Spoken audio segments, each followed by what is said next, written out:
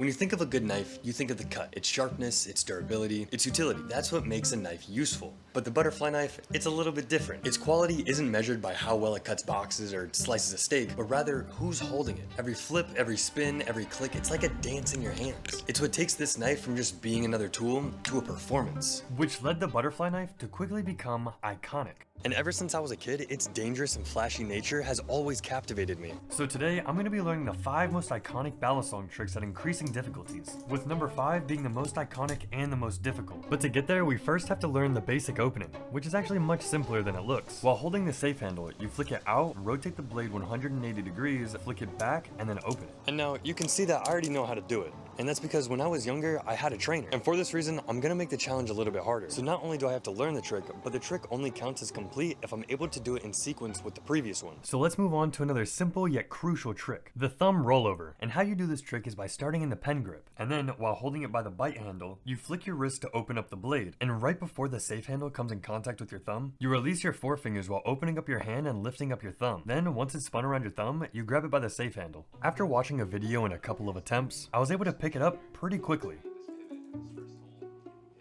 And as soon as I finished the video, I went for some real attempts. And immediately, I ran into a problem. I didn't know how to go from an open blade position to then get into the pen grip smoothly. So what I resorted to was literally just vertically flipping it to get it into the pen grip, which will be enough for now. But I'm gonna need a better solution because 1, it's ugly, and 2, these challenges only get more difficult from here. So there just won't be room for a clunky movement like this. And I'm gonna need that solution fast because only 10 minutes into attempts, I was able to get the basic opening, the vertical flip, the thumb rollover, and the clean opening.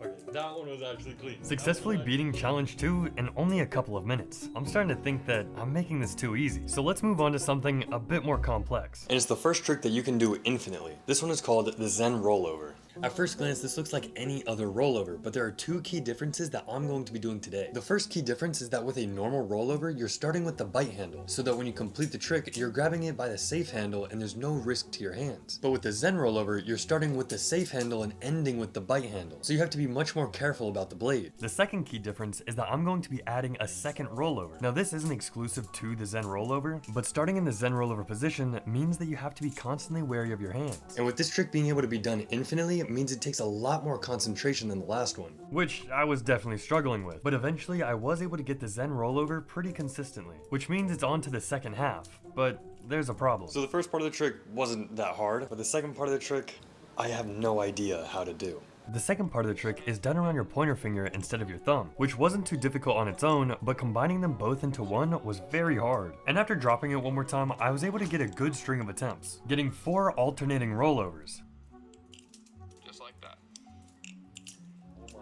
But this confidence was short-lived. It felt like no matter what I did, I would always end right where I started.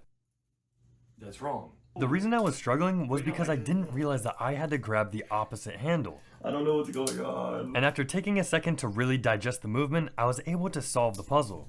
You flip it this way and do it on your finger again. There. There.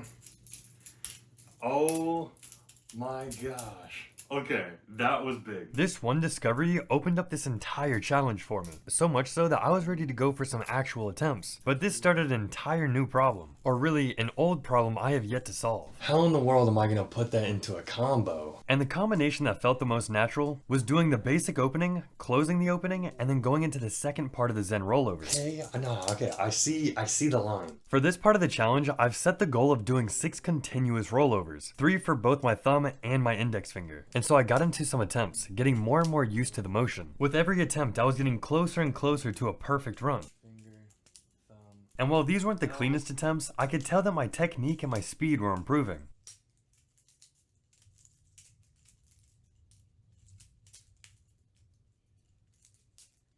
No. And eventually, I got it, getting the opening and all 6 rollovers consecutively.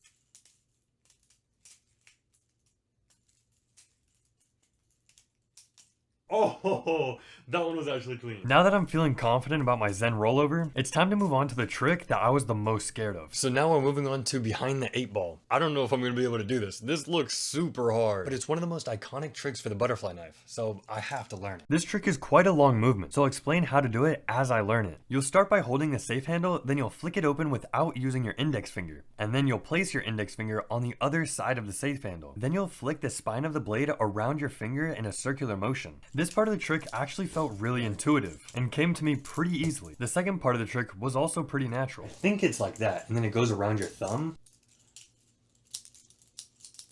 Whoa! And while I wasn't confident, I'm not even sure if that's the correct movement. but I was on the right track, because after the safe handle comes back from the previous rotation, you then connect your pointer finger and your thumb together to complete a second rotation. Then you catch the blade in this position, marking the halfway point. And in only a couple of minutes, I was able to get the first two parts of the movement down pretty smoothly. And while it's not consistent, it's a start. So I thought it was the perfect time to move on to the next part of the trick, the rollover section. Just a measly little thumb rollover and wrist pass. But little did I know that this small part of the trick would cost me hours of my life. And a shocking amount of pain. Oh. I know it didn't look that bad, but that took me out for a good like 10 minutes. Not to mention that it happened like 3 times. Either way, I learned my lesson and I was on to really studying the movement. But something wasn't making sense. This is supposed to be inverted. I actually don't understand. And the reason that this thumb rollover is so difficult is because the video that I was watching, they were saying that you want to catch it in this position, with the blade facing outward, not in this position where the blade is facing inward towards your hand. But I just didn't understand. When does that rotation happen? But in the video, they were doing it like it was nothing. So I thought, skill issue. Get good and it'll sort itself out. But it never did. Now maybe that's a testament to my ability, but there is a solution. I just didn't figure it out for a very long time, which I will explain. But for now, I went back to the video and watched it back on 0.25 speed. Really trying to understand how in the world he's getting this thumb rollover. Oh. And I thought I understood it, like I really did. Oh. Because what I thought was going to be a solution to all of my problems was really just a red herring. Because what I found out was... It's because I'm grabbing the wrong handle. Which was a problem I didn't realize I was having. But it didn't solve my main issue. It just pushed it further down the road. Because it allowed me to get all the way through the trick without stopping. So that's the full movement. I just gotta make it clean. But it did introduce a new problem, a stutter. And you can see it very clearly right there. It happens to this one, and this one, and every other attempt that gets to the thumb rollover. And if I'm gonna end up putting this trick into a combo, I'm gonna need to fix this. So instead of watching a new video or really trying to understand the movement, I just went to bed and forgot about it. And for whatever reason, that actually worked. My attempts were cleaner and way more fluid, but still not perfect. Oh, no! Oh my god. And even though I was able to get an attempt that I was satisfied with, okay, I'm gonna count that. I feel like that's good enough to finish a combo. I didn't actually fix this problem until hours of attempts later. And yes, I actually mean hours, but that's not important. What's important is that I was able to find a solution. Okay, I figured out why my behind the 8 ball looks so scuffed and it feels so impossible. When I get right here, this spot that I'm talking about where I then do the thumb rollover, I've been doing it wrong this whole time. And for me and many others, this is the hardest part of the trick, but it's not as impossible as it seems once you understand the movement. So here's what you do. You'll grab the blade with only your middle finger, then you'll rotate your hand till your palm is facing downwards. From there, you'll start the motion of the thumb rollover while simultaneously releasing your middle finger and pinching the handle with your thumb and the side of your hand. This allows you to get a much better angle for the thumb rollover. This is also a good time for me to explain how I plan on incorporating all these moves together into one cohesive movement. So here's the plan. I'm gonna do the basic opening and then close it halfway until I get to this position, which sets you up really nicely to do behind the 8 ball. And since behind the 8 ball has a thumb rollover at the end of it, I can just chain this in with the infinite combo. Then there's just one thing left. That's the opening, that's behind the 8 ball, that's the infinite combo, and then the thumb rollover is already inside of the infinite combo, but it does seem a little bit redundant. Instead of the thumb rollover, I'm gonna do a Y2K at the very end. Practically the same trick, but the Y2K is just one of the most iconic tricks, so I just gotta have it in there at some point. So I'll put that at the very end and then I'll end in a closed position. Between figuring out how I'm going to combine all of these tricks and learning how to do the behind the 8 ball properly, it was time. I'm gonna do some attempts with that knowledge. That little change for the behind the 8 ball technique was immediately showing. And I kid you not, on my first attempt. Alright, let's begin. Yeah, way easier. Actually so much easier. Oh my god, I'm getting this tonight. I knew that at this point it was only a matter of attempts. And so I put in the time. 10 minutes. 20 minutes. 40 minutes.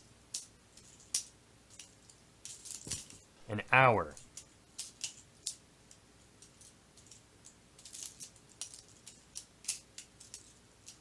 An hour and a half.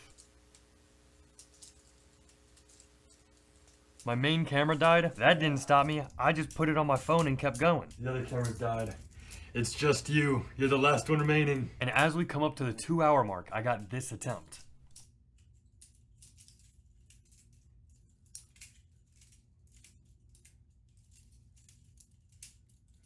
Fuck. That was the last one. I just had to do the Y2K and was over. And directly after that last attempt, I got this one.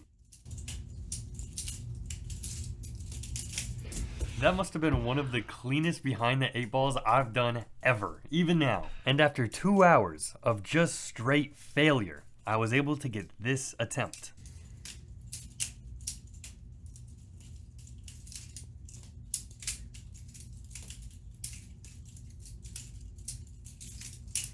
Oh, yeah! I had successfully completed behind the 8 ball.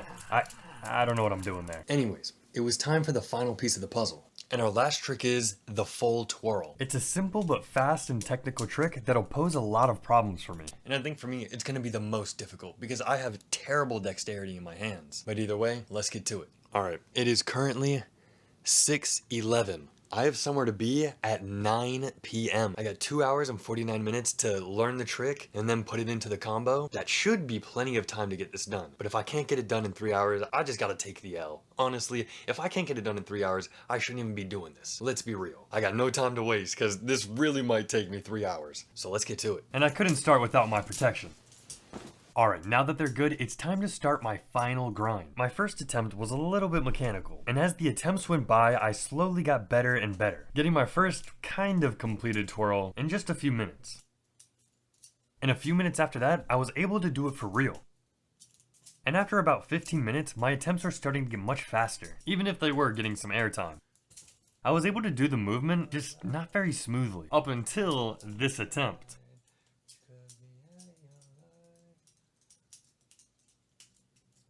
Oh, you saw that? That was clean. I'm not gonna lie, that was clean. I think the music was giving me a power up, because ever since I put on some really good music, my attempts just kept getting better. This trick isn't that difficult, but it's very technical, and you gotta move your fingers around a lot, and I have terrible dexterity in my fingers. And while it was getting smoother and I was going faster, my hands were also starting to get tired. Honestly, I'm getting like a forearm pump from this. As my attempts were getting smoother and faster, I wanted to set a goal. I feel like I'll be ready to move on once I'm able to do it back and forth 3 times. And after this really close call,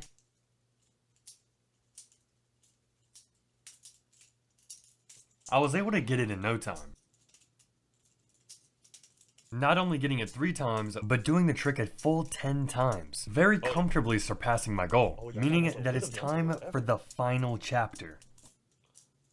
Hey, that was good. That was it. It's been, what, 30 minutes? And it's time to put it into a combo. So I got like 2 hours. I'm contemplating where I should put it because we could do the same exact combo that I did last time.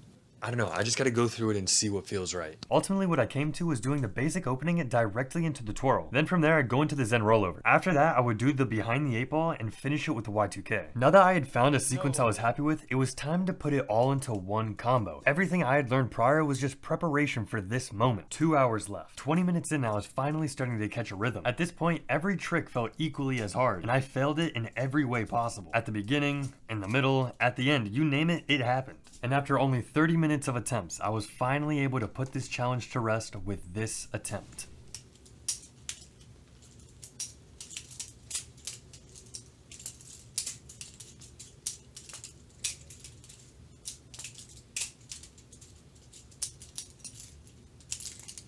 Oh, I don't know.